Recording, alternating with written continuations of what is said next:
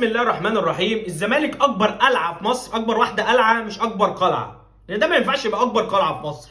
بس خلاص، هو الموضوع ما كانش مستاهل ان الواحد يطلع يتكلم فيه، بس مؤخرا بداوا يتكلموا بالارقام، يقولوا لك ان احنا بالارقام اكبر قلعه رياضيه في مصر. فلا، ما دام جيت لي الارقام يبقى تعالى لنا، تعالى لنا ونتكلم بالراحه ونشوف مين بالارقام اكبر قلعه رياضيه في افريقيا وفي الشرق الاوسط مش في مصر. لما تيجي تبص على التصنيف القاري لنادي الزمالك، طبعا احنا عارفين التصنيف المحلي محسوم للاهلي، تحكيم، مجاملات، اتحاد كوره، وكاله الاهرام، وكاله اخبار اليوم، مش عارف جريده بص كلهم تبعنا، كلهم بتوعنا، فبيطبلوا لنا. فالاهلي بطل الدوري وبطل الكاس وبطل كل حاجه. نيجي على المستوى القاري والبطوله اللي غايبه عن الزمالك من 2002، يعني الطفل يا عيني الرضيع اللي كان اتولد كده في 2002 بقى عنده 22 سنه وما شافش الزمالك بيرفع الكاس. انت متخيل؟ كاس دوري ابطال افريقيا.